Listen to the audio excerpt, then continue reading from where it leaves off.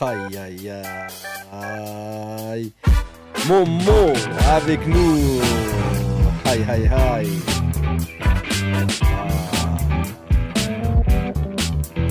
Podcast.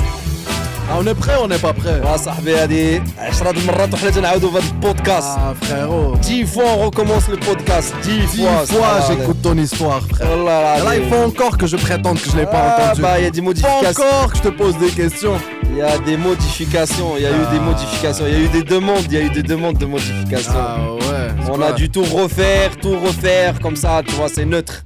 Comme ça, La crée pas de problème. Ouais, neutralité. exact. Là, on a dû tout refaire, la famille. Mais alhamdoulilah, c'est bon, c'est pas grave, tu vois, donc... Voilà. Ça fait Let's go. plaisir, ça fait Ouais, plaisir. let's go. On va parler, on va faire les bonnes démarre. choses. Momo, marhaba bik. Bienvenue. مرحبا بك. Bienvenue dans mon podcast IWG Talk, la famille. مرحبا بكم. Aïe, C'est un شتو grand jour. كاسكيطة تاع باب مراكش. Ça fait plaisir, mon frérot. Les commentaires قال لك الجوتشي باب مراكش. الجوتشي باب حتى مراكش. لقيتيها انت ديمك لقيتيها حتى ب 150 دا. اقلب عنا يلا سير الله يعاونكم. يلا vas-y, un peu de sérieux, vas-y, on va Yalla, rigoler. vas-y, frérot. On rigole, on fait des trucs, mais vas-y. Un peu de Allez. sérieux. On repart. Vas-y. La case départ. Yes. Enfin, on va refaire une petite partie de ce podcast-là, mais cette fois-ci, on va donner une vraie introduction de qui t'es. Voilà. Qui est Abdallah Zejli? Comment tu t'en es rendu là aujourd'hui? Là, comme tout le monde le sait, Exactement. ou du moins les personnes qui te suivent depuis très très longtemps, ils savent que tu as quand même un passé assez coloré, tu vois. T'as quand même t'as eu des débuts, tu vois, en Casa, un petit mec de cité, tatata, puis là, les échelons, ça grimpe, puis ce petit Gros mec changement, de gros Casa, il changement. finit quelque part en Chine en train de négocier avec des empereurs, frère. C'est quoi? C'est quoi Les cette- Chinois, c'est quoi les Chinois. cette boîte noire qui Et s'est quand on- passée entre ces deux-là? On C'est dit les ça qu'on Chinois. va découvrir. On va parler des Chinois, on va te parler des Chinois parce qu'il y a eu beaucoup de remous là-dessus. Ah. On a fait une vidéo TikTok sur ça et tout. Et Ouais, les gens, ils te croient pas, en fait. la mentalité française.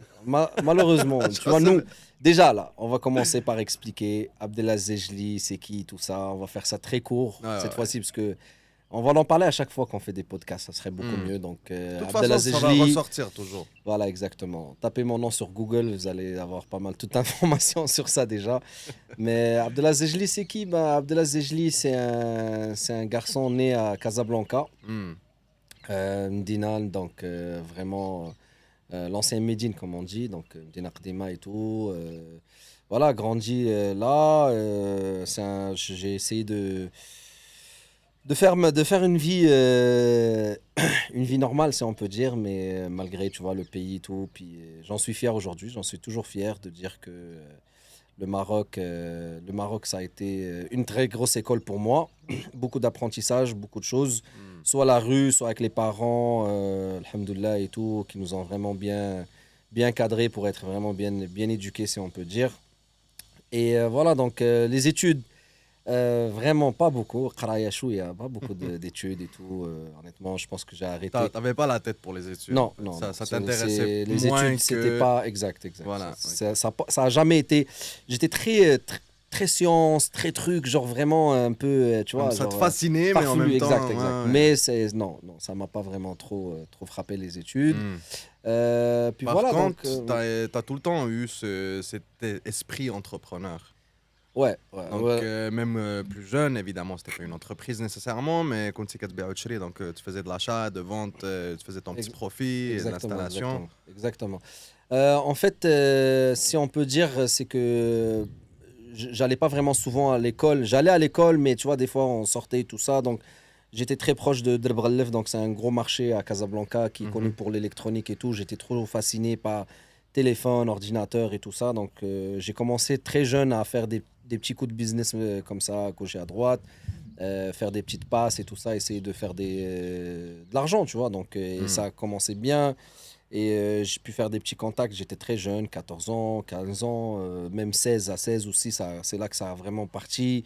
Je faisais vraiment des deals avec des grosses personnes là-bas là, qui achetaient des grosses quantités et tout ça. Et ça a parti de là et tout. Donc, les études très lâché. Là, je pense, gros max 5e, 6e. J'ai essayé, mais ça a pas donné et tout ça. Donc, voilà. Hein. Ah, mais c'est pas nécessairement pour tout le monde, hein, parce que là, aujourd'hui, t'as quand même retrouvé ton chemin d'une façon ou d'une autre. Exact. Et c'était pas par voie d'études, c'était par voie de curiosité, par voie d'essai-erreur, par voie de persistance. Exact. Persistance. Ouais. Hmm. Persévérance, par voie de persévérance. Voie de persévérance, ouais, c'est ça. Ben, l'âge de 17-18, j'ai commencé à regarder un peu pour sortir du pays. Ok. Et tout. Donc, voilà. Donc, je suis tombé comme par hasard sur un truc sur Internet où est-ce que on pouvait faire des études au Canada sans diplôme forcément et tout ça. Donc, ça prenait juste une expérience de travail. J'ai réussi à faire un petit truc. Donc, voilà, on en a parlé, je pense, une couple de fois et tout sur les vidéos. Hmm. Et voilà, donc, j'ai réussi à faire une expérience de travail. J'ai fait ma demande à une université et un collège. Et le collège m'est revenu avec l'acceptation. Et après, il y a eu le dilemme d'aller à l'ambassade. J'ai été refusé 4 fois. Chaque mercredi, j'y allais. J'avais 4 semaines de suite. Pendant 4 semaines de suite, chaque semaine, chaque mercredi, c'était les rendez-vous. J'y allais à chaque mercredi. Et voilà, et j'ai été refusé à chaque fois, je me faisais refuser. C'était soit question de papier, soit question, ils me posaient des questions et j'étais pas trop préparé. Et voilà, et à l'aide de la famille, l'aide de beaucoup de personnes, j'ai réussi quand même à pouvoir vraiment garder cette motivation et de me dire, bon, il y a une chance pour moi aussi, comme qu'il y a une chance pour tout le monde. Et je suis allé, la 4e fois que je suis allé, la personne que j'oublierai jamais, qui a changé ma vie aussi dans mon parcours, l'agente à l'ambassade, elle m'a regardé vraiment comme ça dans les yeux. Elle m'a dit, est-ce que vous allez revenir mercredi prochain si je vous refuse aujourd'hui? Et... et là, je lui dis oui, je vais revenir mercredi prochain. J'ai la tête dure. Tu dis non, je reviens. Et là, je lui dis ouais, je reviens mercredi prochain, madame. Et elle m'a dit, écoutez, je vais vous accepter. Elle a vraiment carrément enlevé sa main d'un... Il y avait genre 2 étampes, il y avait l'étampe refus et l'étampe accepté. Elle a enlevé sa main du refus. Elle a pris celui vert, elle a vraiment étampé dessus. Elle a dit, vous savez, je vous accepte seulement parce que j'aime bien votre persévérance. Et je sais que vous allez faire quelque chose dans votre vie avec ça. Et voilà, ça a été une très belle histoire pour moi. Et voilà, direction Canada, mon frère. Ah ouais. Une chance, je suis pas tombé en France. Hein, parce que les Français, je vous aime. Mais la mentalité... Il y a ce mais qui frappe dur, hein. Ah, rien contre les Français, mais frérot, je comprends pas. Qu'est-ce qui t'arrive? Il faudrait qu'on fasse un podcast seulement pour ça, inviter des Français et tout ça. Ouais, mais qu'est-ce qui se passe? Il y a une énorme différence, hein. Jalousie, trop d'histoires, trop de trucs. J'arrive même pas à décrire tout ce qui se passe. J'arrive pas à décrire tout ce qui se passe. Ouais, mais tu vois, ça c'est un truc. Toi, t'es en train de frapper les micros, toi ou... Ah, frère, mais c'est quoi tu fais là? Si vous entendez des bruits bizarres, c'est lui en train de frapper le micro. Ce fou-là, ce fou. Vas-y. Mais c'est ça, juste pour revenir sur le sujet, ça c'est un truc que j'ai même discuté avec mes amis français. Croyez-le ou pas, j'ai des amis français. Mais c'est un truc que même eux, ils se disent non mais c'est pas possible, tu vois. Frérot, c'est pas normal. Vous déjà là, aimez pas voir les gens réussir. Déjà on vous si quelqu'un réussit, c'est que c'est un crosseur, c'est que c'est un tricheur. Je pense qu'il y a quelque chose qui va pas. Ça se peut pas que ce gars-là a réussi. Non, il y a quelque chose qui va pas. On fait des TikTok, on leur explique mon parcours, ils me connaissent même pas, ils me jugent, ils me comparent à un vieux gars. J'avais vu dans les commentaires. Oussama, je sais pas quoi. Le cousin d'Oussama. Qu'est-ce qu'il a fait dans sa vie? Je vous défie tous là, les Français là. Venez vous asseoir, faites un podcast avec moi. Vous allez voir tous vos e-commerçants, toutes vos histoires là. Venez, on va comparer nos histoires. Peut-être qu'on va finir à un moment donné. Je pense que Oussama, il l'a dit dans un des podcasts claqués. Éclaté. Après, là, je le comprends parce que c'est une stratégie marketing en arrière. Le gars, c'est un renard, là. C'est ce qu'il fait. Mais bref, voilà, il a dit à un moment donné, ça serait bien de faire un Olympia des entrepreneurs et de savoir qui a fait quoi et de son histoire et tout. Et ça serait cool de faire un petit podcast avec eux. Yomi Denzel, Oussama. Je pense que c'est des personnes qui ont un background, qui ont quelque chose à raconter quand même. Après, bah, là, ils ont fait des stratégies bizarres de parler de n'importe quoi. Et Mais si Yakuza, Kylie Jenner et trucs, juste pour avoir du buzz. Et les gens sont là. Ouais, mais c'est parce que Français. si nous, par exemple, on en parle aujourd'hui, c'est parce qu'ils ont fait ces stratégies-là. Donc, Ouais, en quelque sorte, ça fonctionne. Bien sûr. Ah oui, c'est Parce sûr que sinon, on n'en parlerait pas, tu vois. c'est sûr que ça fonctionne et ça a fait parler de eux. Et c'était le but de faire parler de eux. Donc, toutes les histoires qu'ils racontaient et tout ça, il y a beaucoup de trucs. Ça a été mélangé avec ce qui est mensonge et ce qui est vrai. Par contre, aujourd'hui, le but, c'est qu'il y a une histoire qui a été racontée. Tu bouges trop, frère. Calme-toi. Ouais, je laisse Bref. moi, mange Et voilà, donc, ouais, je pense qu'on va pouvoir faire quelque chose, Inch'Allah. Peut-être à un moment donné, ils sont tous à Dubaï, on est à Dubaï. On fera quelque chose et on parlera de tout. Pourquoi pas, hein, ça ferait, Exact. ça ferait un bon Mais collab. les Français, je suis vraiment désolé, mais quelle mentalité pourrite. Wallah, vous allez jamais avancer. Tous ceux qui ont cette mentalité-là, vous allez jamais avancer. Rappelez-vous de ça. Dans 10 ans, on en reparlera. Dans 10 ans, je vous ferai un autre podcast. Je vous poserai la question. Et alors, ça a avancé dans votre vie? Jamais. Vous allez être dans la même place. Travailler de 9 à 5, travailler des chiffres de soir et regarder encore des TikTok de d'autres personnes qui sont en train de faire quelque chose dans leur vie, qui ont avancé. Et vous êtes là à regarder, ouais, ta casquette Gucci, elle vient de Marrakech, ouais, regarde le gars comment il est, ça parle de physique, ça parle de tout. Eh, vas-y, frérot, vas-y. Qu'Allah vous guide. Qu'Allah vous Tu vois, guide. comme on entend souvent dire c'est pas bien de généraliser, c'est pas bien de généraliser. Donc évidemment, on parle pas de tous les Français, mais Si on parle des 1%, ben, ils sont là. Les 1%, c'est les gens qui. 3 haters sur 4 dans tes commentaires. Ouais, c'est fou. Ouais, c'est jamais parti en Chine. Ça se voit, t'as jamais travaillé avec des Chinois. Ouais, j'ai vécu en frère, Chine pendant 8 mois. J'ai construit une usine. Non mais moi, ce De qui m'intéresse, scratch. ce qui m'intéresse, Ouais. c'est ça ressemble à quoi quelqu'un qui a travaillé avec un Chinois? Genre si tu travailles avec les Chinois, ça change ton apparence, tu vois. Ouais, Non, mais c'est des fous. Tout d'un coup, t'as les yeux brillés. J'ai parlé de bande de commande. Donc, déjà, là, on va reparler de cette histoire-là. Parler de bande de commande, ça comprend rien. Ça mélange les histoires, ça entend 10-15 secondes, ça juge. Mais bref, vas-y, le podcast, il n'est pas sur ça. Le podcast, il est sur la positivité. On va parler des trucs positifs. On va raconter des vrais trucs qui vont inspirer des gens. On va parler d'e-commerce et tout ça. Donc, vas-y, on continue les questions et ça va venir, tout seul. Ça va venir tout seul, hein. Exactement. Puis, tant que ça vient. Hein. Alhamdoulilah. Vas-y, je vous montre la tête de Momo, là maintenant, c'est lui. Bon, c'est moi qui parle maintenant. Bon, écoute, on va parler déjà, numéro 1, de comment ça a influencé ta carrière, ton parcours, le fait d'avoir vécu dans plusieurs endroits. Donc la première étape, tu es parti au Canada, on a parlé un peu de ton parcours, c'est quoi qui t'a amené là, comment la persévérance, ça a été des véhicules principaux. Ouais. Mais ensuite, Canada, tu as parti des entreprises, tu as essayé des trucs, tu as même travaillé pour des gens. Oui. Jusqu'à temps que tu perces en quelque sorte. Exact. En fait, si on regarde aujourd'hui,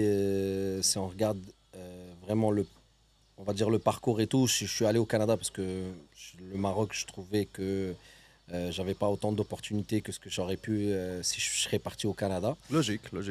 Et voilà, donc le fait d'être parti là et tout a fait qu'aujourd'hui, j'ai réussi à atteindre certains objectifs que j'ai toujours voulu avoir.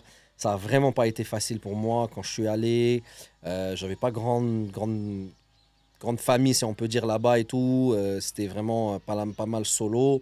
Malgré vraiment comme de l'aide et tout ça, familial, le support moral et tout. Mais j'ai eu quand même des petites galères et tout. À un moment donné, j'avais même pas où dormir et tout. J'étais vraiment dans la rue.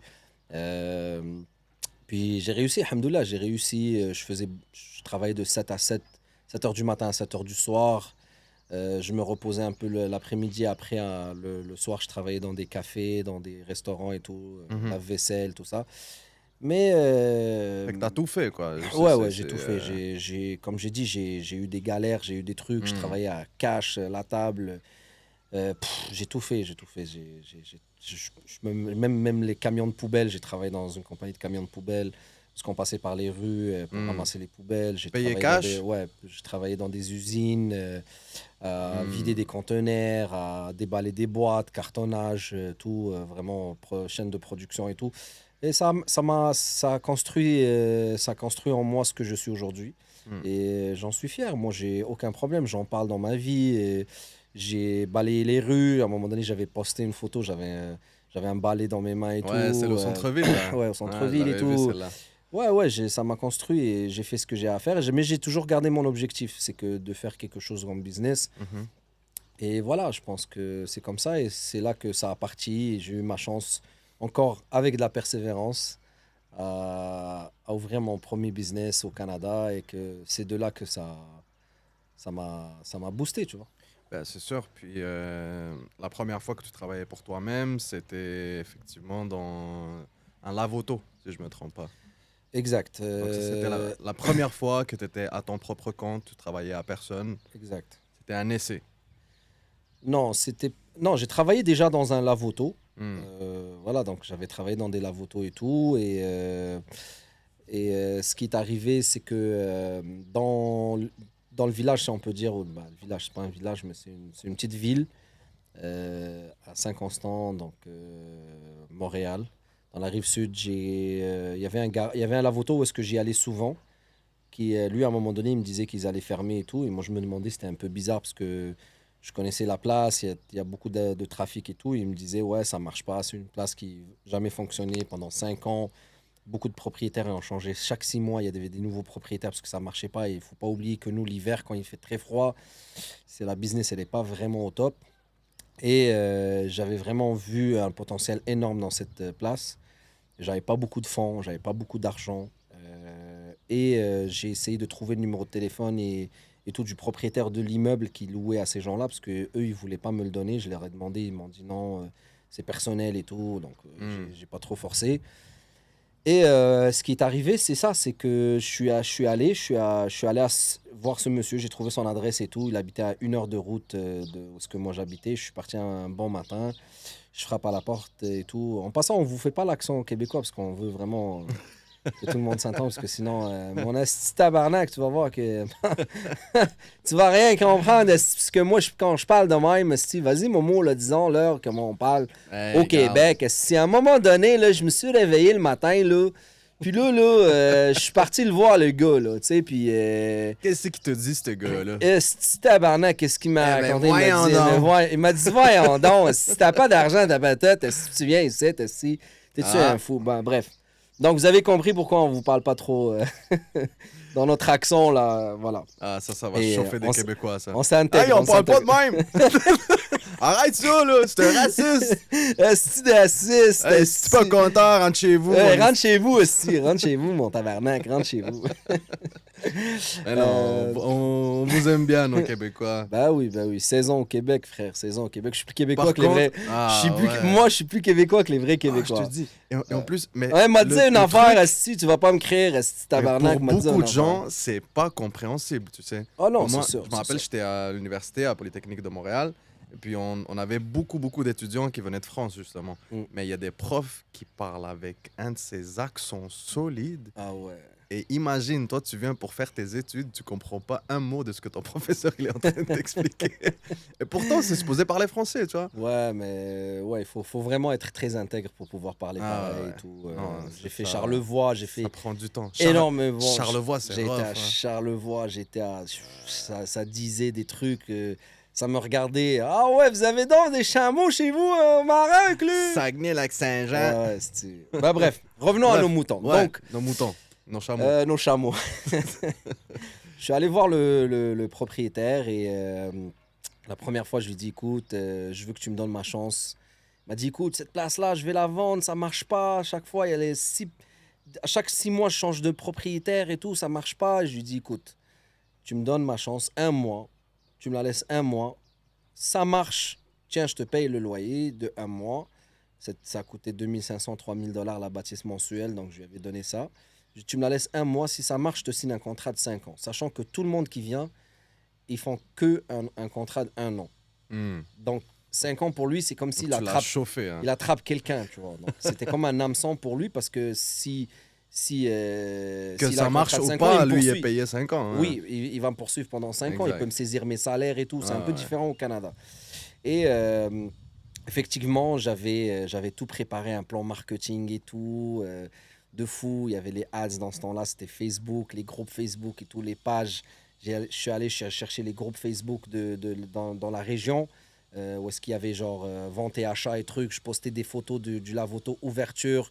Première journée, c'était le 1er mars 2013-14, ouais, à peu près ça. Donc, j'étais au Canada en 2006. Et quelques années plus tard, c'est ça, j'ai fait ça. Et en 2013, c'est ça, 2013, j'ai ouvert. Et la première journée, c'était une journée gratuite. J'avais fait une journée gratuite. C'est vrai que t'avais fait ça. Et j'avais appelé mon père. Il est venu, mon père du T'avais Maroc. fait des affiches que t'as un lavage d'auto gratuit. Ouais, lavage d'auto gratuit, première journée, ouverture, Lavoto Sainte-Catherine. Écoute, c'était un bordel. C'était un bordel. Il y avait tellement de voitures dehors la première journée. On avait fait des ballons, des trucs, un événement, genre vraiment. Il y avait des hot dogs, il y avait des affaires. Halal ou pas? Ouais. Des hot dogs au porciné. Ah ouais. Non, non, c'est du bif, du bif. Et c'est ça. Et j'ai ouvert. Et la première journée, c'était une journée de folie. Normalement, ce Lavoto-là n'a jamais vu de sa vie plus de 100 véhicules.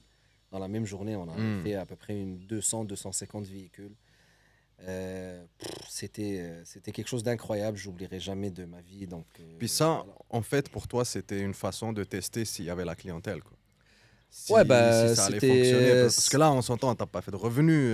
Non, non, non, tu j'ai l'as fait un revenu. gratuitement. J'ai fait un revenu cette journée-là. Ah, mais J'ai les fait un pourboires, revenu. alors. Ouais, les gens, ils laissaient des pourboires. Hmm, Les gens, ils disaient, ouais, non, ça se fait pas. Ils nous ramenaient du café. C'était vraiment un événement. hmm. Là, il n'y avait pas d'événement. C'est comme C'était communautaire. la sortie de l'hiver et tout. Ouais, exactement. Et j'appelle le propriétaire. Je lui dis, en plein milieu de la journée, je lui dis, est-ce que vous pouvez venir? Il m'a dit, à quoi et tout. J'ai dit, je veux vraiment que vous venez au garage. Il veut que tu vois ça. Tu vois ça, il est arrivé, il ne croyait pas ses yeux. Il croyait vraiment pas ses yeux. Et j'ai signé un contrat de 5 ans avec Monsieur Jean, renouvelable 3 ans. Donc après 3 ans, j'avais soit je renouvelle encore un autre 5 ans qui me donnait 10 ans en total, ou j'arrêtais complètement. Donc ça veut dire que je renouvelais pas plus et je faisais juste mon terme de 5 ans. Hmm. Et j'ai gardé cette place-là pendant 5 ans avant de la vendre.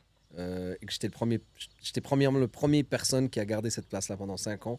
Et à partir de cette place, j'ai réussi à faire tellement de business, tellement de trucs. Mais en fait, je pense que même cette place-là a joué un rôle spécial dans ton départ Ah ouais. avec dans ta première E-commerce. entreprise e-commerce. Ouais. Parce que je me rappelle que tu avais un petit bureau Ouais. en En fait, il y avait du Lavoto. Exact. En haut du Lavoto, il y avait une locataire à moi parce que j'avais tout l'immeuble. J'avais 2 portes de garage. J'avais créé une grosse terrasse où ce que je fais l'été et tout. Il y avait tout. Il y avait crème glacée, il y avait la bouffe, il y avait même Il le y soir. avait même un coiffeur à un moment La donné. chicha, exactement, et tout. J'avais mis un coiffeur, c'est-à-dire que c'était vraiment un concept où est-ce que tu venais, tu pouvais te raser, te faire la chasse et tout, comme on vous dit en France et tout. Et non, c'est nous. Au Non, Québec, c'est nous on dit qui faire dit la chasse. faire la chasse. Voilà, vous Ah ouais. coupez les cheveux et Vous tout faites- ça. Et Vous faites vos votre- contours. ouais, vous faites votre contour. Et votre voiture se lave et tout. Et voilà, et c'était un concept de fou. Et j'ai fait des très belles rencontres. Et parmi une des très très belles rencontres que cette place-là m'a ramené, alhamdoulilah, c'était mon partenaire Imed. Hmm. Que j'ai rencontré là-bas. Première fois, il est venu, il voulait me vendre une chicha électronique. Il arrivait avec sa petite voiture et tout. Il avait une Mitsubishi. Il est arrivé, il me dit, ouais, je le vois avec une grosse chicha électronique comme ça. Tu mettais des tubes dedans, tu vois. Ah, je me les rappelle premières- de les ces premières trucs-là. chichas. Ouais, ouais. Je vois, ouais, moi, j'aime bien les chichas et tout. Et je le vois, je dis, c'est quoi ça? Il me dit, ouais, $180, je t'en fais une, là, tout de suite, peut-être. Là. J'ai dit, vas-y. Et je l'ai acheté. Ça, c'était le premier vape d'ailleurs. Ouais, exact. C'était vraiment un tube, Chicha un sans gros fil. tube. C'était un Comme vape ça, qui là. faisait ça de long. Là. Ouais, exact. C'était grand. Énorme. Tu mettais des petits tubes dedans. Et lui, il me ramenait les tubes et tout ça. Et on a créé des liens d'amitié, puis des liens de sang. Je pourrais quasiment dire ça comme ça. Et alhamdoulilah. Et à chaque fois, on se voyait, on grindait ensemble. On se disait, ouais, on fait quoi et tout ça. Et à un moment donné, bah, on est rentré dans l'e-commerce. On commençait à regarder qu'est-ce qu'on va faire, les sites web et tout, qu'est-ce qu'il y a d'intéressant à lancer. Et il y avait un voisin à moi qui était pas loin de mon garage. Lui, il venait laver sa voiture et à un moment donné, il ramène des kits LED avec lui, automobile. Donc, tu changes l'ampoule de ta voiture halogène pour du LED. Et il avait ramené son kit et il me dit, ouais, si tu peux mettre ça dans ta vitrine et tout, si tu as des clients, ben, je lui dis, ouais, vas-y. Il me les vendait à 95 $. Et moi, il me les vendait à 95 $. Et à chaque fois, il y avait des clients. Moi, j'étais un très bon vendeur. C'est-à-dire que quand tu rentres pour un lavage, je sortais toujours avec plein d'autres trucs. Upsell. Des upsells, toujours. Upsell tout le temps. Ouais, obligé. Obligé. La facture du client, s'il rentre pour 20 $, il sort avec 100 $ minimum. Ah ouais. Et je vendais ce kit-là. Et à un moment donné, je le vendais. C'est-à-dire, je faisais même pas de profit. J'essayais de le vendre juste pour voir le sweet spot. Et je l'ai mis à un moment donné à 140. Ça se vendait pas à 100 $. Ça se vendait pas. Et là, à un moment donné, je l'ai lancé à 89,99 avec installation. Et là, je voyais qu'il y avait plein de personnes qui l'achetaient. Chaque jour, j'en faisais 4-5. Le monsieur, il venait, il m'en amenait, il venait, il m'en amenait. Il y avait des petits problèmes techniques sur certaines installations et tout. Et j'apprenais. À chaque fois que je faisais une installation, je filmais tout le processus au complet. Tout le processus au complet, je le faisais. Et je descendais en dessous des voitures, j'ouvrais les capots. En tout cas, c'était vraiment compliqué. Mais, alhamdoulilah, comme on dit chez nous, aux Marocains, c'est-à-dire qu'on connaît tout. Nous, on est des astronautes, des pilotes, tout. Et voilà, et ça a commencé de là. Et j'en ai parlé avec Imad et on a parti notre premier site sur Shopify. La compagnie Car Lighting District, donc CLD. La légendaire CLD. CLD.com. Ah ouais. Et Et pour les haineux, là, c'est celle-là qui était en Chine. Hein. C'est celle-là qui était en Chine. On va en c'est parler, ça les vidéos que vous voyez. C'est sûr. Et CLD.com est sorti à Saint-Constant. Elle a été créée en Saint-Constant en 2016. Donc voilà, donc 2016. Octobre 2016, je m'en souviendrai toute ma vie. Moi et Imad, on a fait notre premier site, nos premiers ads. Et on commence à 89-99 et on commençait à avoir des commandes, écoute, de fou là. 10, 15, 20, 30, 40 par jour. Mais le mec, il te les vendait à 95, tu m'as dit. Oui, je perdais 5 $ à chaque fois. Fait que tu vendais à perte. Je perdais 5 $ à chaque fois. Pourquoi? Parce que c'était le sweet spot. Ah. C'était le sweet spot de faire vraiment des ventes. J'avais testé tous les prix. J'avais testé 2 fois un truc, j'ai trouvé à 89. Mais j'avais toujours mon idée de me dire, c'est que si ce gars-là, s'il me le vend à 95, c'est que lui, au moins, il les achète à 40, 45. Et en fait... Mais là, la question que tout le monde va avoir, c'est... Ouais. OK, donc toi, tu faisais du e-commerce, tu mettais des heures de travail, tu as créé un site web, tu payais pour rouler des ads. Tout ça pour perdre de l'argent? Oui, exactement. Ça n'a pas l'air très viable comme système. Non, c'était pas très viable au début. Donc, c'était quoi le plan? Moi et Imad, on a perdu à peu près 10 000 $ au début. Début. Et en fait, dès qu'on a commencé à voir le proven concept, parce que en fait, c'est une idée, c'est une stratégie d'un proven concept. Ça veut dire qu'aujourd'hui, vous n'êtes pas vraiment obligé d'aller acheter du stock, vraiment mettre des gros investissements et tout. Vous pouvez essayer de trouver un produit, trouver son sweet spot de vente, c'est-à-dire que ça se peut que vous allez faire même 5 $ ou 1 €, peut-être break-even, et de tester ce produit-là sur un marché ou sur une certaine clientèle, soit sur du B2C ou sur du B2B, business to business ou business to consumer. Et quand ça marche, c'est là qu'on va vraiment aller chez des fournisseurs et tout. Et c'est ce qui est arrivé, c'est que, nous, quand on commençait à avoir 10-15 ventes par jour. 10-15 ventes par jour. Je pense que tu te souviens, Zach, ton cousin, il venait chez moi là, quand il travaillait pour moi et tout. Et il était là-bas, il faisait des boîtes avec moi chaque jour et tout.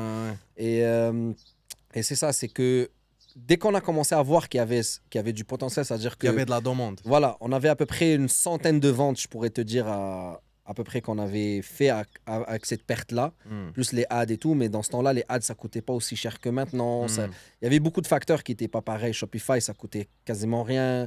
Donc, c'était vraiment dans les premiers débuts. Et dès qu'on a commencé à voir, on a commencé à regarder sur Alibaba et tout des fournisseurs. Et à un moment donné, on tombe sur un fournisseur avec qui on a travaillé. Son contact, William, qui est un des... très très bonne personne. C'est là où je suis parti en Chine. Après, j'expliquerai. Mais c'est ça, on a commencé à leur envoyer des trucs. On a vu avec eux. Et notre produit était vraiment un produit très spécifique. C'est-à-dire qu'il y avait des tailles qui étaient nécessaires pour pouvoir installer sur n'importe quel véhicule. Et le produit que nous, on achetait avant, il était sur seulement, par exemple, des Honda, des Toyota, de certains véhicules. Donc, moins de flexibilité. Voilà, et d'autres véhicules, on ne pouvait pas parce que les grandeurs, ils n'étaient pas pareils. Okay. Et ces Chinois-là, quand j'ai commencé à leur parler, je leur faisais du dessin sur un papier, je leur prenais des photos, je leur envoyais. ça me prend ça avec cette taille-là. Parce que moi, le lave-auto m'a aidé énormément parce que j'avais toujours des véhicules. Et quand le client il te laisse une auto pendant 1 heure et lui il part, j'ai accès à une auto pour faire du test, pour faire des mesures et tout. Et c'était vraiment un sweet spot, là, si on peut dire. Et c'est ça, je commençais à tester, je commençais à regarder comment, tu sais, les bonnes tailles et tout. Et je suis tombé sur le produit parfait que j'ai nommé Helios, LED. Donc, mon premier que j'avais mis une couleur orange parce que j'avais une Mustang orange dans ce temps-là. Et j'étais dans une chicha avec Imad, on était en train de travailler et tout. Il me dit, ouais, mais non, on va l'appeler comment? J'étais comme, écoute, faut qu'on l'appelle un nom bizarre. C'est quoi la lumière, tout? Ah, le soleil. Attends, mais soleil, c'est quoi, par exemple, soleil, des synonymes de soleil dans d'autres langues? Et là, bah, en grec, c'était Hélios, le dieu du soleil, et le dieu de la lumière, si on peut dire. Et ça a parti Hélios. Et Hélios, on est passé de 89,99 à un produit à 129,99 garantie à vie. Ah ouais. Et je commençais à en vendre de partout. J'avais des commerciales qui allaient voir, des garages. En fait, ce que le gars faisait au début, qui est venu m'amener son produit au premier, bah, j'étais devenu une compétition à lui, si on peut dire. Bah ouais, il m'aimait vraiment plus. Mon esti tabarnak, tu fais la même chose que moi et tout. Il m'aimait pas, mais lui, il est parti là et créer la compagnie Car Lighting. Moi, c'était Car Lighting District, puis Car Lighting Source. Lui, il a créé Car Lighting Source et tout. En tout cas, bref. Et c'est ça. Donc, ça a commencé comme ça. On a commencé à vendre. Et à un moment donné, bah, il y a un des plus gros distributeurs de pièces automobiles qui travaille avec tous les gros manufacturiers, soit Ford, BMW, tout le monde. Il leur vendait des pièces automobiles. Il a vu que notre produit commençait à faire beaucoup de bruit. On avait fait des salons de l'auto, on avait fait beaucoup de shows, on était vraiment présents partout, des gros magazines de voitures et de pièces automobiles. On les a parlé avec eux, ils nous ont envoyé, on faisait vraiment du bruit parce qu'à un moment donné, j'avais pris ma LED, je l'avais mis dans l'eau. Et elle fonctionnait dans l'eau, c'était impressionnant, ça a fait beaucoup de vues. À un moment donné, j'ai allumé le feu dans ma LED. J'ai allumé le feu, elle fonctionnait, même à l'intérieur d'un brasier de feu, elle fonctionnait. Je l'ai mis dans le congélateur. Pendant toute la nuit, elle a été congelée dans un morceau de glace, elle fonctionnait. Donc ça... Tu montrais la durabilité. Exactement, on a fait des trucs de fou. Avec ça, on les frappait par terre, on les cassait, on les branchait, ça marchait, on les jetait dans le ciel. À un moment donné, j'en ai mis une dans un drone et je l'ai lancé vraiment, genre, je pense qu'il montait tellement loin. Il y avait un mécanisme là, il l'a fait tomber après. Elle est tombée par terre à côté du lave-auto et on l'a branchée, elle fonctionnait encore. J'ai des vidéos, je vais partager un peu. C'était un bon produit. Hein. Ouais, exact. Et ce distributeur-là, il nous a vus, là, il nous a contactés. Je me souviens très bien, cet appel-là, la première jour qu'il m'a appelé, on était incroyables. Moi, puis Imad, et on est parti pour le premier rendez-vous et tout ça. On leur parle et tout. Ils nous ont dit, bah, écoute, on est prêt à vous rentrer dans tous les magasins du Canada. Et là, on parle de plus de 25 000 magasins. C'était chez qui ça? J'étais dans tous les Docteurs du Pare-Brise, les Lobos, tout ça. Lobo, ok, ouais. Et ça, c'était pour qu'ils puissent juste rentrer des displays et certains samples. C'était une commande de 2 millions de dollars. Donc, la première commande, à peu près, qui ont fait 1,8, 2 millions de dollars. Donc, le premier bon de commande, si on peut dire. Donc, après, il y en a eu beaucoup plusieurs. Parce qu'après, on est parti aux États-Unis aussi. On était partout. Et quand j'ai reçu la confirmation pour ce bon d'achat pour les premiers magasins pour rentrer, plus un stock qui allait se faire, c'est-à-dire que vraiment il y avait d'autres commandes qui se faisaient, j'ai contacté les Chinois avec qui nous on travaillait. Je leur ai dit, écoutez, voilà, il y a une grosse compagnie qui nous a pris et tout ça, ils veulent vraiment acheter beaucoup. Et là, ça fait quand même un peu plus qu'1 an qu'on travaille avec vous et tout ça. Donc, on arrive et tout. Et là, bah, je leur ai dit, bah, si vous voulez qu'on travaille ensemble, vous allez m'acheter un billet d'avion, moi puis mon partenaire. Son père aussi, il est venu avec nous, première classe. La première classe. First class qu'on a pris, moi puis Imad, je m'en souviens très bien. Gros sourire, voyage en Chine, 15 heures de vol. Et on arrive, on fait le tour de leur usine. C'était une petite usine, donc petite production et tout ça. On regarde avec eux et après, bah, moi et Imad, on a fait des contacts pour d'autres usines un peu plus grandes. Tu sais, il fallait qu'on voit qu'est-ce qui se passe. Parce que c'est du réseautage aussi. on payait nos produits, nous, à un moment donné, à peu près à 45 $, on le payait. Donc, on le vendait à 129, mais on le payait à 45, 55, dépendamment des tailles et trucs. Et il fallait qu'on refasse notre packaging, il fallait qu'on refasse beaucoup de choses parce que là, on rentre dans tous les magasins, il fallait frapper vraiment fort. Et c'est ça. Et on a fait le tour de beaucoup d'usines. Et là-bas, les Chinois, quand tu vas les voir, des grosses usines et qui savent que tu es un gros acheteur ou que tu as des bons de commande et tout, ils t'invitent dans des gros restos, dans des trucs de fou. Tu te fais traiter. Ouais, tu te fais traiter en truc de fou, tu vois. Et c'est ça. Donc, on a fait le tour. On a vu les plus gros, des plus gros manufacturiers en LED qui faisaient des plus de 10 millions de dollars de chiffre d'affaires annuel. Et nous, on travaillait avec une petite usine qui faisait pas loin de 1 million de dollars de chiffre d'affaires, sachant que plus de 55% de leur chiffre d'affaires venait de nous déjà, à la base. Et je me rappelle, il était 22h, 23h, on a mangé, on est revenu à l'usine. Et là, je les ai fait asseoir tous ensemble. J'ai dit à Imad, écoute, c'est notre chance pour qu'on fasse quelque chose. Un gros move. Je vais leur faire une proposition, on va voir. Et on était assis, il y avait l'interprète et tout. Mr. Who, Emily, Mr. Who qui est devenu un grand frère après. Et c'est ça, je leur ai dit, écoutez, donc, moi, CLD, j'arrive avec un bon de commande juste pour remplir certains magasins à 2 millions de dollars. Vous, on regarde leur chiffre d'affaires. Trent, il faisait à peu près 1 million de dollars de chiffre d'affaires annuel, sachant que moi, je peux finir à au moins 6, 10 si je fais un forecast de tous les magasins où est-ce qu'on allait rentrer, vendre et tout, et qu'on allait passer au Canada et aux États-Unis. Et ça fait qu'on a fini partenaire 50-50.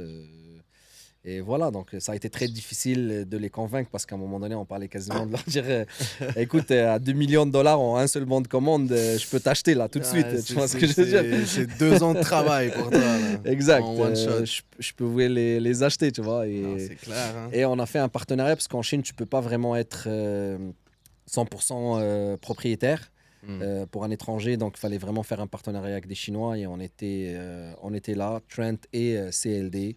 Et on a passé d'une petite usine de à peu près 5000 pieds carrés à une usine de plus de 22 000 pieds carrés. Où est-ce que je suis resté 8 mois là-bas à faire tout la construction, les commandes, les matériels et tout. Et on a refait le design du produit.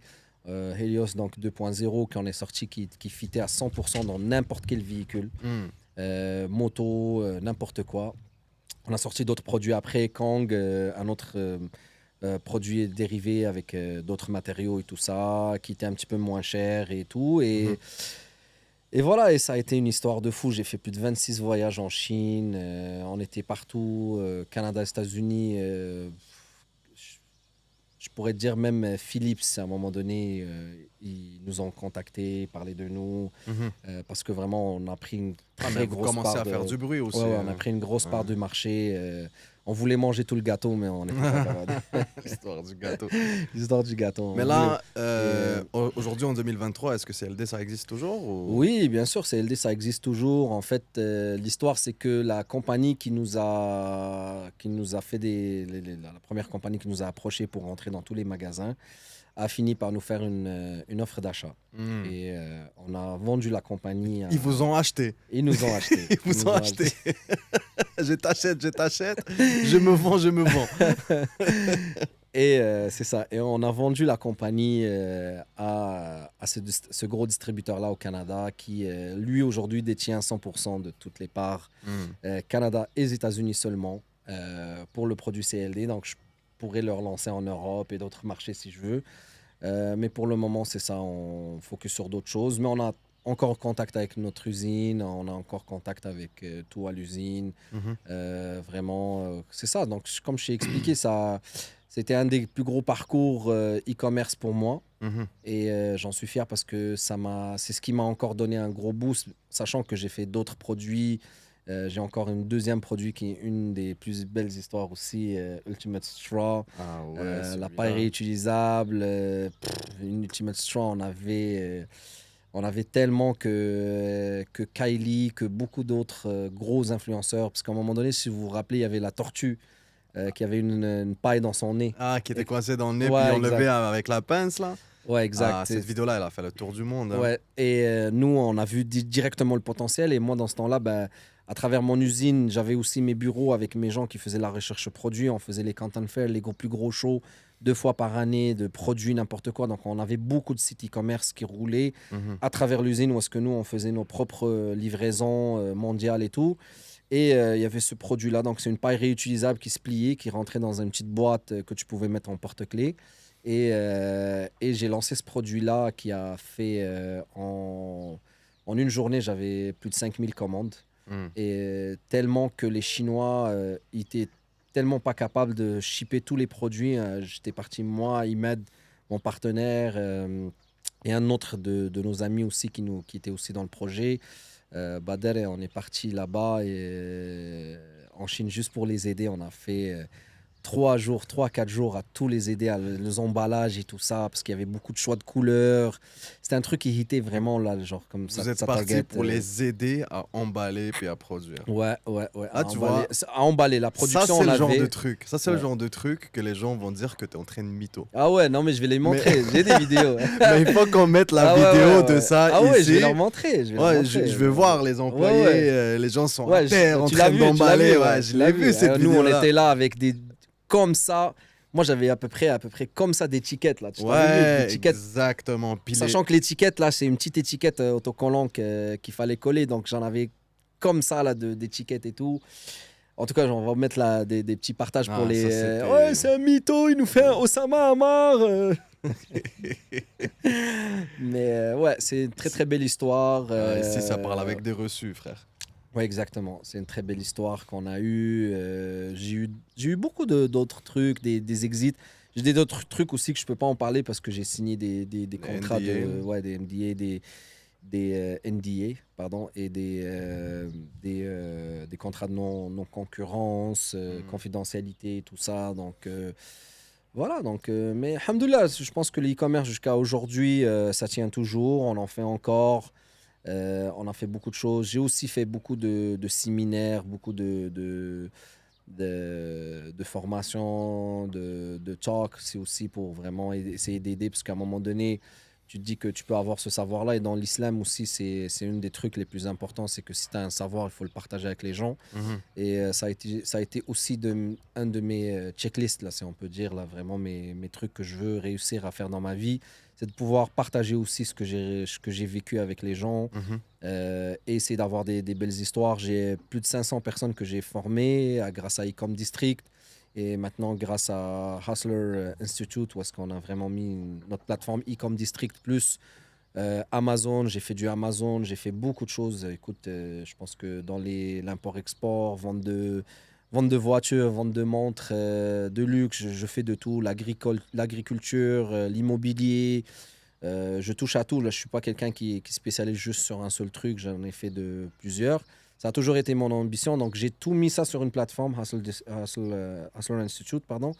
Et on va l'offrir aux gens à vraiment à un prix très très bas pour que justement juste pour aider les gens avec un Discord, avec vraiment de l'aide pour que les gens puissent avoir toujours quelqu'un qui peut les répondre, ma team et beaucoup d'autres personnes qui ont réussi Mhm. dans la vie du Canada bien sûr, j'en ai Mhm. pas vraiment beaucoup de France qui ont eu des très belles histoires et voilà, donc je pense que ça va être très intéressant à partager avec les gens.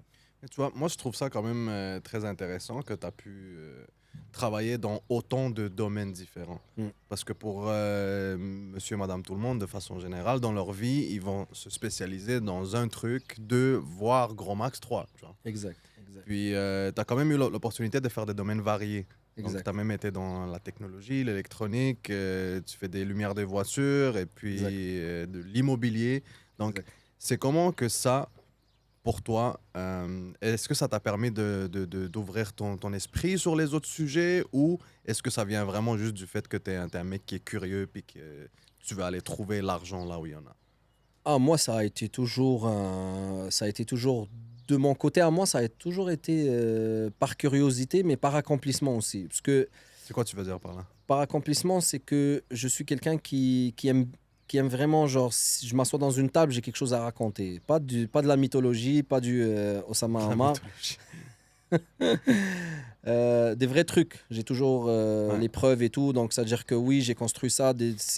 C'est comme tu le sais très bien, que ce soit dans presque tous les sujets. Tu as été avec moi plusieurs fois à des meetings et tout. Mhm. Je m'assois et je surprends tout le temps les gens quand je leur parle de quelque chose que eux ils pensent qu'ils sont les seuls à savoir, scientifiquement ou quoi que ce soit. Donc, même si, comme j'ai expliqué, j'ai pas beaucoup d'études, mais je m'instruis beaucoup sur le temps que je passe sur les réseaux et tout ça. Donc, de vraiment trouver toujours une information. Donc, Et tu es fier de ta culture générale. exact. Et je touche à tout. Donc, quand je vois qu'il y a un produit. Pour moi, l'entrepreneur, c'est pas un entrepreneur, ça veut dire un chef cuisinier ou quelqu'un qui vend un produit. Un entrepreneur doit avoir le mindset d'avoir cet entrepreneuriat dans n'importe quel sujet ou de Mhm. n'importe quel business type. Que ce Mhm. soit, comme j'ai expliqué, vente de produits ou du service ou de la construction ou de l'agriculture ou l'aérospatial, Mhm. c'est ça l'entrepreneuriat, c'est quand il y a un marché et qu'il y a quelque chose qu'on peut faire une transaction, quoi que ce soit. Donc il faut être là, faut savoir, tu vois. Mais pourtant, tu n'as jamais été à l'école pour aucune de ces choses-là. Exact. Ça a tout le temps été de façon que tu t'instruis par toi-même, tu fais tes recherches, tu parles aux gens, puis Ouais, tu exact. te lances. Exact, exact. C'est quoi que tu dirais aux gens qui qui s'arrêtent d'explorer un domaine ou d'essayer quelque chose de nouveau parce qu'ils se disent il faut que j'aille faire mes études là-dedans pour me lancer. C'est pas obligé, vraiment pas obligé. Même hier, j'en parlais avec un de mes amis, je lui disais, écoute, aujourd'hui, la barrière linguistique, le fait que tu n'as pas d'anglais, te bloque aujourd'hui sur un très gros marché que tu peux atteindre.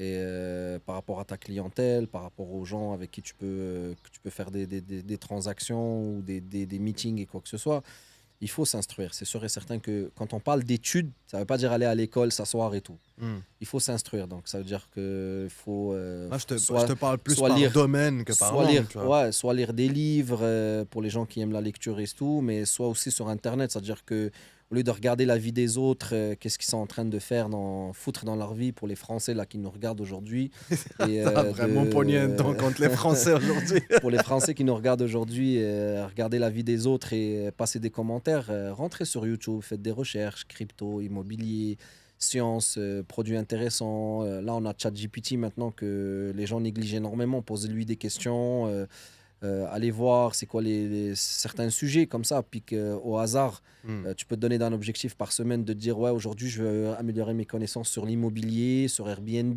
sur Amazon, sur trading, sur beaucoup de choses, au lieu de juste dire, ouais, tout est une arnaque, tout est... tu vois, parce que les gens, ils voient que les réseaux, ils voient 30 secondes, ça, ils jugent. Mhm. Ils jugent tout sur 30 secondes. Trading, c'est pas mauvais. L'affiliation, c'est pas haram, c'est pas mauvais. Il y a de l'argent à prendre là-dedans. Personne vole personne, c'est-à-dire il y a un système, il faut bien le respecter. Maintenant, si vous tombez sur des gens qui font pas le truc, ça encore, c'est de l'instruction, c'est de savoir avec qui on fait affaire. Si on est assez instruit un petit peu quand on rentre dans un type de business, c'est-à-dire que tu peux pas aujourd'hui demander à quelqu'un d'ouvrir une pizzeria et de faire une pizza quand lui a jamais touché un four, il sait même pas démarrer un four. Hmm. Donc il faut s'instruire. C'est-à-dire que si tu vas et tu regardes une recette de YouTube, comment faire une pizza, tu vas apprendre comment faire une pizza. Tu Et vois ce que t'as je veux dire. pas besoin d'être. Exact. Mais tu n'as pas besoin de suivre quelqu'un qui te dit fais ça, et que ta pizza elle sort Ouais. en pancake là. Tu comprends. Donc Hmm. c'est exactement ça. Il faut s'instruire. N'importe quoi vous faites dans votre vie, il faut s'instruire. Vous Mais êtes ça me obligé. ramène aussi à la question de comme, supposons tu veux te partir une pizzeria puis tu veux faire des super bonnes pizzas, Mm. ça veut pas dire que tu dois aller à l'école pour apprendre à faire de la cuisine, etc., Non, etc. non, non, non. Donc tu es capable de faire ça sur YouTube, tu rentres, tu fais tes recherches, Écoute, tu t'essayes exact, exact. Écoute, et voilà. j'ai une de mes business aussi que tu connais. J'ai fait du Cloud Kitchen, Dark Kitchen. Donc, Oui. c'est des cuisines. J'avais plus de 8 localisations, des grosses cuisines, à peu près 65 personnes qui travaillaient pour moi. Euh, on avait en total 30 menus, donc 30 menus différents. Donc, il y avait de la pizza, il y avait de tout. Et encore, Mais on va partager juste des pour que les vidéos. gens comprennent, Donc, pour que Cloud les gens Kitchen, c'est en fait comprennent le principe de Cloud Kitchen. Cloud Kitchen, c'est des cuisines où est-ce que on va mettre, il y a des équipements et tout. C'est pas des cuisines, c'est des cuisines dans des locaux commerciaux. Et Mm. ces cuisines-là vont faire tourner des menus qu'on va créer seulement sur les applications de livraison, soit par exemple ici Deliveroo, Talabat, Uber Eats, DoorDash et tout ça. Et on crée un menu là-dessus et tout. Et on a un chef qui fait les cuisines pour ça. Donc moi Mhm. j'étais là, j'ai tout build les menus au complet avec aussi une de mes partenaires, Sana, et Safwan. Donc, on a vraiment passé énormément de temps à build les menus. Donc, la création, soit la création d'images, les photos, les produits, et aussi les goûts, les choix, les ingrédients, tout ça. Vraiment, on a fait tout ça. J'ai zéro expérience dans ce truc-là, mais je me suis instruit énormément sur tout. J'ai regardé, ça a été un challenge de partir ça, et voilà. Donc, les business, il faut s'instruire. C'est tout ce que j'ai à dire. C'est que tu veux partir quelque chose, il faut que tu fasses ta recherche minimum, recherche de marché, étude du marché, recherche sur le produit, savoir c'est qui tes compétitions qui sont là. Et il faut connaître tout, parce que tu peux pas, tu sais, tu peux pas aller en guerre si tu connais pas ton ennemi. Tu vois ce que je veux Non, dire. c'est clair, c'est clair, certain. Ouais. Puis pour toi, est-ce que cette recherche cette recherche de marché, puis la connaissance de tes compétiteurs, du produit, etc., d'une industrie à l'autre, est-ce que c'est tout le temps la même chose que tu fais? Est-ce que tu as une recette pour ça? Oui. Ou Ouais. ça dépend? Non, j'ai une recette. Donc, soit, comme j'ai expliqué tout à l'heure, soit le proven concept, soit la recherche du produit, soit la recherche sur le marché. Des outils, beaucoup d'outils d'analyse que d'ailleurs on va offrir sur Hustle Institute. Donc, des outils, juste un outil, il me coûte $200 par mois, comme AdSpy, comme beaucoup d'autres outils. ChatGPT Pro, maintenant, là, c'est à peu près une centaine de dollars par mois. Donc, tout ça, on va vous donner des liens. Vous allez pouvoir utiliser mes comptes à moi, bien sûr, pour tous les membres qui vont s'inscrire, pour pouvoir faire ces recherches-là, et on va partager les recettes avec vous. Mais oui, j'ai une recette spéciale, j'ai une façon de fonctionner, ça a toujours été comme ça.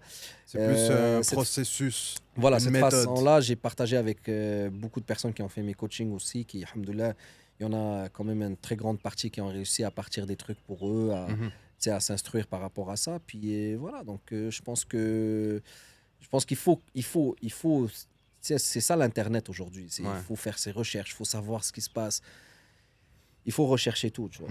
Mais en fait, je trouve ça très, très intéressant qu'on en parle, parce que même tout récemment, des grosses compagnies comme chez Tesla, chez Microsoft, ils ont enlevé la nécessité d'avoir un diplôme universitaire pour travailler pour eux. Bien sûr, bien sûr. Donc, ils ont vu qu'effectivement, par exemple, pour être programmeur, ben, tu n'as pas besoin d'un diplôme pour l'être. Exact. Si tu as réussi à trouver suffisamment d'informations sur YouTube, tu as réussi à devenir suffisamment bon en faisant tes propres programmes, bah, pourquoi pas? Exact. Pourquoi tu pourrais pas travailler pour eux, tu vois? Exact. Bah, c'est sûr que c'est ça le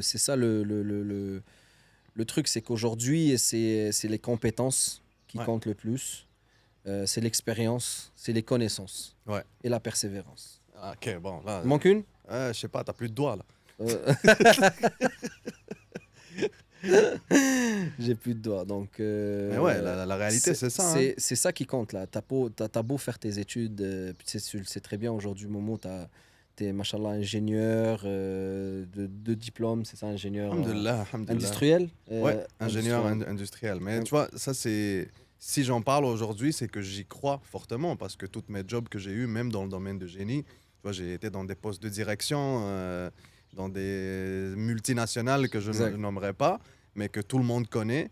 Et puis, je te promets que j'avais des collègues qui avaient le même niveau, et pourtant, les mecs, ils n'ont pas d'études. C'est juste que ça fait très, très longtemps qu'ils sont dans la compagnie et ils grimpent les échelons. Et même la job elle-même, c'est quelque chose que tu peux apprendre à quelqu'un. Tu n'as pas besoin de 4 ans de formation technique pour faire ça. Mais je peux te l'apprendre en 3 mois, mais tu sauras faire juste ça, tu vois. Exact. Mais le truc, c'est que tu as beau faire tes études et tout, aujourd'hui, ce qui te rend heureux, c'est pas de travailler pour quelqu'un. En tout cas, pour 100%. Les gens qui ont 1% de petit mindset qui pensent à faire quelque chose dans leur vie d'entrepreneurial, aujourd'hui, c'est ça. Tu vas pas être heureux si tu travailles pour quelqu'un. Tu vas jamais être heureux si tu travailles pour quelqu'un, parce qu'à la fin, c'est ça le mot, tu travailles pour quelqu'un. Tu pourras pas être heureux à 100%. Ça dépend. Ça dépend. Parce qu'il y a des gens que leur définition de bonheur, elle n'est pas la même. Mais c'est ça que je te disais. Quand je te dis, quand tu as 1% d'entrepreneuriat dans ta tête qui pense à faire quelque chose d'autre, c'est-à-dire que si tu as cette pensée-là, pour toujours. Ça va toujours, tu vas jamais être heureux. Mais si tu l'as pas, tu es bien dans ton AFA 5, alhamdoulilah, tu fais ton argent, tu tu es bien, tu as construit ta famille, tu passes du temps, il n'y a pas de problème. Mais si tu as ce 1%-là, tu vas jamais être content. Tu vas toujours voir d'autres personnes faire quelque chose et ça va te tourmenter, ça va te tourmenter, ça va te tourmenter. Et c'est ça pourquoi ça va rester toujours, que vous ne l'aimez pas ou pas, le 1%. C'est ça qu'on dit, c'est 1% des gens sur cette planète qui ont cette idéologie-là. Sinon, tout le monde va être e-commerçant, commerçant ou businessman, tout le monde. Imagine toute la planète, c'est-à-dire qu'il n'y aura plus de travail, tout le monde va... Voilà, exactement. C'est toujours ça, le 1%. Donc, voilà. Et c'est ce qui fait aujourd'hui que moi, personnellement, pour mon expérience, ce qui me rend heureux, c'est ça. C'est que le fait de pouvoir travailler pour moi-même, regarde, je suis chez moi à la maison... je travaille de chez moi à la maison, je travaille les heures que je veux, je me réveille quand je veux, je dors quand je veux, même si je dors vraiment pas, donc ça c'est un autre truc d'entrepreneur. 4 heures par jour, 4 heures par jour c'est le maximum, ça fait plus de 10 ans que c'est comme ça. Pourquoi? C'est pour passer plus de temps à productif. Exact, soit en famille, soit à faire quelque chose, soit à trouver des produits, soit à tester. Donc 4 heures par jour de sommeil c'est assez, et voilà donc... tu vas en réveiller quelques-uns avec celle-là. C'est que, je pense que... Écoute, tous les grosses têtes, on va le dire comme ça, ils ont tous cette histoire-là du 16 heures de productivité. Moi, ça m'a tapé quand j'ai entendu, à un moment donné, il y a très longtemps, Arnold Schwarzenegger qui en parlait, qui disait vraiment que pour réussir à avoir le corps qu'il a eu et les objectifs de où est-ce qu'il était rendu, et l'histoire et sa carrière et tout, il dormait que 4 heures par jour. Toute sa vie au complet, jusqu'à aujourd'hui, j'en ai vu la dernière fois, il en parle encore, c'est 4 heures par jour. C'est encore dans sa recette. Ouais, exact, c'est sa recette gagnante et moi j'ai appliqué la même recette. Et voilà, je dors 4 heures par jour. Mais tu penses que c'est un truc qui s'entraîne ou c'est un truc... C'est mental, c'est mental. Ouais. C'est mental, mais comme je t'ai dit, c'est mental.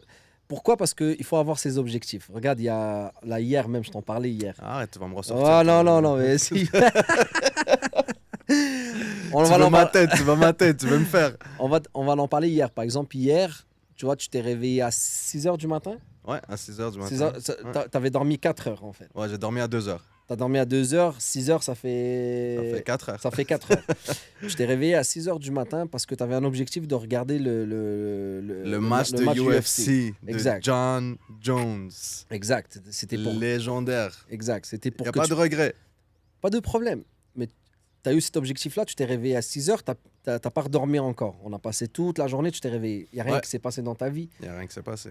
Et pourtant, tu étais énergétique, tu avais la même énergie, tu t'es réveillé, tu le fais. Tu peux le faire. Quand tu fais la même chose pendant 21 jours, tu l'adoptes. Le corps, tout. Tu vas arrêter de fumer, 21 jours. Tu veux aller au gym. C'est 48 jours, non? C'est 21 jours. 21 jours, tu triggers le continu. C'est-à-dire que c'est toujours la même chose. C'est à 21 jours, on trigger, c'est-à-dire on déclenche un truc dans notre corps qui fait que on adopte ce qu'on fait dans la vie. Donc, c'est toujours comme ça. La peur du changement. Beaucoup de personnes ils ont cette peur-là, la peur du changement. Ouais. Ils ont peur de changer parce qu'ils prennent des risques. Il faut prendre des risques dans la vie. Tout le temps, il faut prendre les risques. C'est très important de prendre des risques dans sa vie parce que c'est avec ça qu'on apprend. Et écoute, un coup avec un bâton qui ne te casse pas le dos, il te fait que mal. Quoi? Un coup avec un bâton qui te casse pas, il te fait...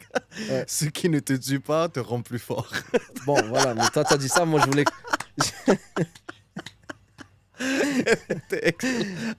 Alors, parce que en fait, c'est en arabe. T'as fait une traduction Google Translate. Non, j'ai une traduction magnifique. Il te dit la salle اللي مضربك في ظهرك وما تهرش لكش ظهرك. يعني c'est que une leçon زعما. Tu comprends ce que je veux dire? غادي يتعلمك c'est-à-dire que غادي تتعلم ça te renforce quoi. Ça te renforce. Ah, okay, on peut dire. Okay. Et je suis pas bon moi. Tu l'as massacré. Tu l'as massacré. Mais t'inquiète, l'idée était là. L'idée elle était là. Ouais. On a tous compris et tu as raison. Qu'est-ce qu'ils vont dire les Français sur ce que je viens de dire? Molière. Molière ou Molière? Parce que moi, je sais même pas écrire les fautes d'orthographe et tout. Je m'en fous. C'est pas ça qui m'achète. Rien à foutre. C'est pas ça qui m'achète ma vie. C'est pas ça qui m'achète mes casquettes à Babrak. Mes casquettes Gucci. Oh, alhamdoulilah, aujourd'hui, on n'a rien mis. Il n'y a pas de montre ni rien parce qu'on voulait rester très très, voilà, très... Ah, mais quand même, hein, Comme la casquette boum. Gucci, Non, chandail c'est Balenciaga. que du mais- fake, c'est du Albert Ah, Albert pour les right. Français.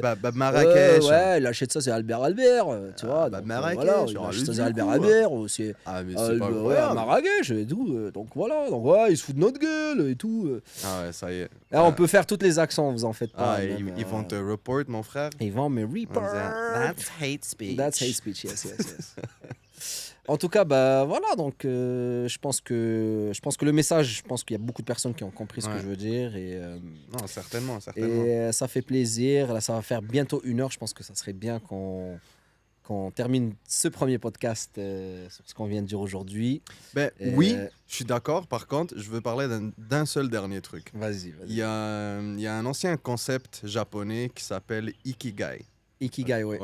Donc, le déjà Ikigai, entendu. en fait, ils disent que c'est le point où est-ce que ce que tu aimes rejoint ce que le monde il a besoin et rejoint ce que tu peux être payé pour Mhm, et qui rejoint ce que tu es bon là-dedans. mhm. Donc, ces 4 trucs-là, C'est ce que j'avais fait tout à l'heure. Et exactement. tu m'as dit, ouais, t'as pas de doigts, tu vois. Voilà. Parce que Donc, tu vois, ces l'instruction- 4 choses-là, ouais, tu vois, c'est toi qui as inventé Ikigai, en fait. J'ai pas inventé Ikigai, mais je me suis instruit et je sais Ouais, ce que je viens de te dire. Mais c'est excellent. Puis ça, en fait, je voulais juste t'en parler un peu parce que je trouve ça quand même triste que la majorité des gens vont jamais pouvoir trouver leur Ikigai à eux. C'est-à-dire ton sens, ton purpose, si tu veux. Il va pas. Tu sais pourquoi il va pas? Parce que, tu sais, par exemple, ce que Andrew Tate aujourd'hui vit dans sa vie aujourd'hui, il est en Ouais. prison, il n'arrive pas à sortir et tout. Je suis sûr et certain que ça l'a cassé mentalement à l'intérieur de lui. Ça l'a mis dans une... Attends, c'est parce que là, tu as sauté loin du sujet. Non, mais là. attends, je t'explique un truc. Ouais, Parce que vas-y. moi, je l'ai vécu. C'est un sujet amené, là. Voilà, c'est un sujet à amener. Donc, Parce j'essaie que tu de veux te nous ramener... parler de la Matrix. Je veux pas parler de la Matrix, non, c'est pas ça. Vas-y, Là, ce je que tu t'écoute. disais, c'est que il y a beaucoup de gens qui vont jamais trouver leur ikigai. Ouais. On s'entend là-dessus. Mhm. Aujourd'hui, malgré le succès, c'est-à-dire que c'est pas toujours que quand tu es down, même quand tu es au top, que tu peux, pour trouver ton ikigai, comme Mhm. on dit, il faut que Mhm. tu aies vécu quelque chose qui t'a cassé. Moi, quand j'étais dans la rue, j'ai dormi dans la rue, Mhm. j'ai dormi dans les métros. Les métros, ils fermaient à 2 h du matin. J'allais dans des Tim Hortons. Je m'allongeais sur une table. Je m'allongeais comme ça, ma tête, pas Mhm. le corps au complet. Ça m'a cassé. Ça m'a fait... j'étais rejeté par tout le monde. J'avais personne. C'était pas top, tu vois. Donc... tu sais, C'est quelque là, chose qui te marque. je suis en train de t'en parler et les émotions sont en train de monter parce que c'est quand même quelque chose qui m'a marqué, tu vois. Ça m'a toujours marqué. Quand je m'en souviens, ça fait que ça me casse, tu vois. Non, c'est sûr. Mais je pense que les gens, s'il faut qu'ils comprennent que si tu vis pas vraiment des moments très difficiles dans ta vie, tu vas jamais trouver ton ikigai, comme on dit. Tu vas jamais te ressourcer, tu vas jamais te mettre un objectif qui va faire en sorte qu'aujourd'hui, tu peux être fier de qu'est-ce que tu as fait dans ta vie. Parce que moi, à 36 ans aujourd'hui, jusqu'à aujourd'hui, je suis très fier de qu'est-ce que j'ai vécu dans ma vie. J'ai vécu beaucoup de choses. Et ils ont fait de moi aujourd'hui qui je suis. Et voilà, c'est ce que je disais. Aujourd'hui, regarde même Andrew Tate, même malgré tout ce qu'il vit, je suis sûr et certain que quand il va sortir, il va être une autre personne parce qu'il va s'en rendre compte que tout ce qui vient, tout ce qu'il a fait, tout ça, tout ce qu'il a vécu, ça l'a cassé à un point, même s'il a beaucoup d'argent ou les gens qui ont rien, ça, c'est ça, ça te rend, comme tu as Ça dit te tout à l'heure. change, hein. Ouais, exact. Ouais, j'avais même vu une de ses vidéos, il en avait parlé d'ailleurs, il avait dit que tous les bons hommes, comme on les définit aujourd'hui, c'est des gens cassés. C'est des gens qui ont été traumatisés par quelque chose dans le passé, qui aujourd'hui fait en sorte qu'ils ne veulent plus retourner à cette étape-là. Et c'est ce traumatisme, puis cette évolution à travers tout ça qui te ramène à vouloir être meilleur finalement. Ouais, c'est sûr que c'est ce qui te... T'as toujours ce souvenir, tu vois, ce souvenir de moments très difficiles que tu as vécu dans ta vie qui doivent être toujours là en avant. Et il faut pas les oublier, même quand on grandit, on fait de l'argent et tout, il faut jamais les oublier parce que ça, c'est des reminders, là, c'est des rappels. Mais est-ce que pour tu le processus et tout, tu vois. Mais tu penses que c'est quelque chose que les gens oublient pourtant? Bien sûr, bien sûr. Je connais beaucoup de personnes qui oublient. Hmm. Ils oublient ce qu'ils ont vécu et quand ils passent à un autre niveau, ils dénigrent complètement tout. Ils pensent que ça y est, ils sont arrivés. C'est-à-dire qu'ils vont jamais repartir, retomber. Hmm. Tout ce qui monte finit toujours par tomber. Puis tu te penses invincible quand tu es au top. Ouais, tout ce qui monte finit toujours par tomber. Tu peux pas toujours être tu peux pas. Il y a rien qui va en haut, en haut, en haut. C'est rien. Tu vois. Tu vas toujours soit. C'est même une fusée. Il y aura plus il y aura plus de gaz et tout. Elle va retomber. Tu vois. N'importe quoi. Si tu lances un ballon, il va retomber. What goes up comme ça. must come down. C'est juste quand tu tombes, tu apprends comment te relever. Quand tu tombes, soit tu tombes, ça te fait très mal, soit tu tombes, tu rebondis, soit tu... Chacun le vit dans chaque chose, mais il faut avoir confiance en Allah. Faut pas oublier, faut rien oublier dans la vie. Les parents, tout. Ça, c'est les supports. C'est les gens qui vont être là pour toi, qui vont te supporter. Ma mère, je me souviens des moments quand j'étais au Canada, je l'appelais. C'était très difficile pour moi. J'avais personne. J'étais tout seul. Dès 2-3 heures du matin, il neige, il fait -45. T'es allongé sur une chaise d'un café. T'as personne. Tes valises sont en arrière de bancs de poubelle. Parce que je l'ai caché là-bas et tout. J'avais personne et j'étais là et quand je l'appelais, la pauvre, elle disait, ouais, elle te disait, écoute, si t'as quelque chose, tu m'appelles et tout ça, mais quand t'es tout seul, ben, tu te rappelles de Allah et tout et tu fais ce que t'as à faire, tu vois. Tu fais ce que t'as à faire et tu sais, elle me disait tout le temps, genre, si t'as envie de parler avec quelqu'un, que tu veux pas qu'il te juge, va dans une forêt, parle à toi-même dans un arbre, des trucs comme ça, elle me racontait des trucs, mais... je pense chacun son expérience, tu vois. C'était des moments très difficiles parce que autant que moi je vivais des moments difficiles, autant que aussi ma famille vivait des moments difficiles aussi. De mon côté, mon père aussi, il a vécu des moments très difficiles dans sa vie. Il avait un très très gros poste de travail. Lui aussi, il a toujours voulu faire l'entrepreneuriat. Il a créé sa propre un snack et tout ça au Maroc. Ça n'a pas marché pour lui. Il a créé d'autres choses. Il avait des petits trucs, tu vois, moi quand je suis parti, ça a été très très très très difficile de lui faire comprendre que je veux partir. Quand j'ai eu mon visa, j'ai acheté mon billet d'avion, il n'était même pas au courant. Et quand je lui ai dit que je voulais partir, il y avait mes grands-mères et tout ça, qui le suppliaient et tout ça. Lui, il était là, il n'était pas content.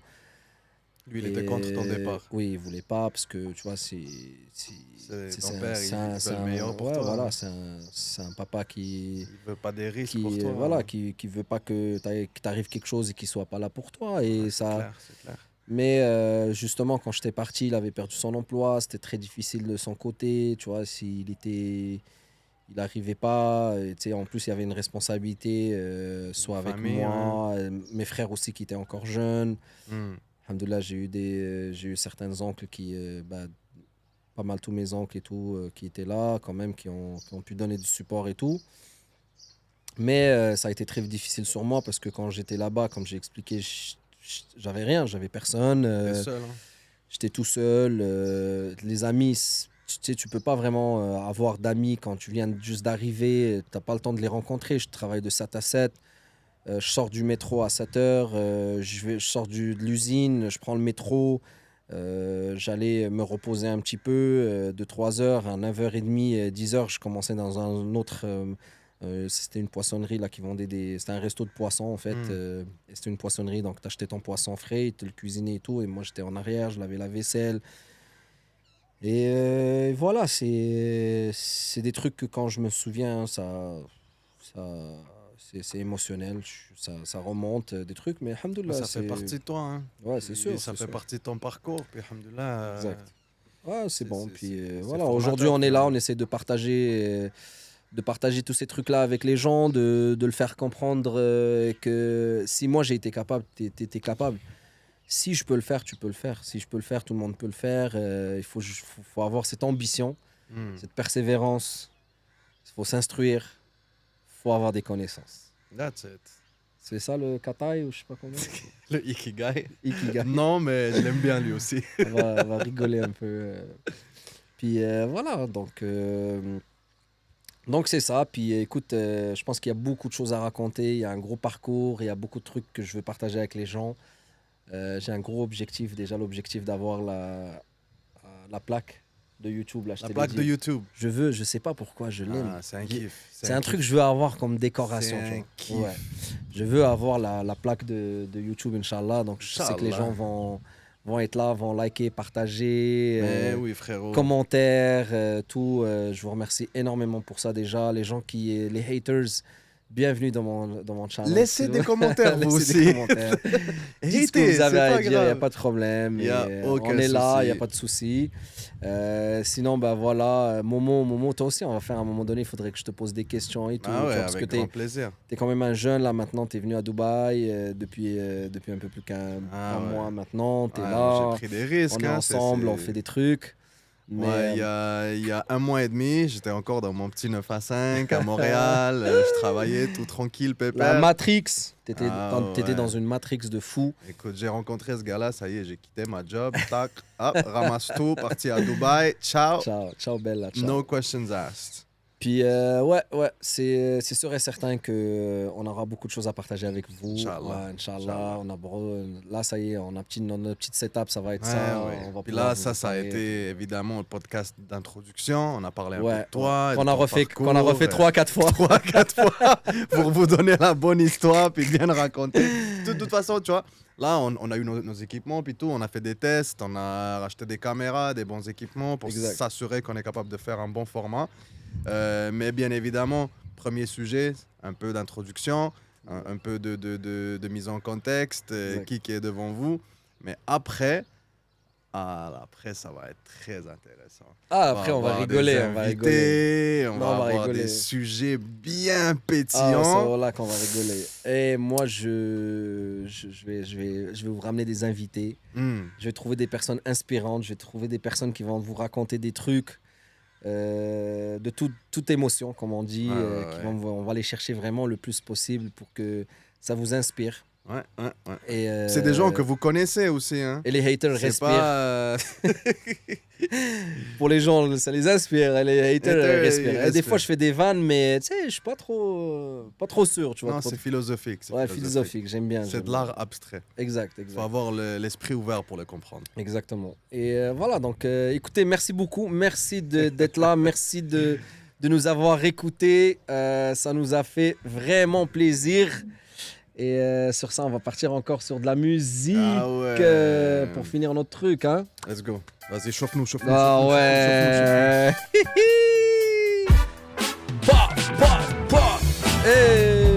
Parapai. Momo, merci tout le monde. Merci. On vous souhaite une bonne journée, bonne soirée. Bonne écoute. Merci à vous. Bye bye.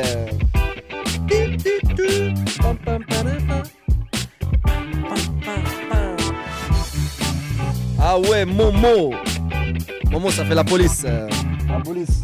La police. Merci.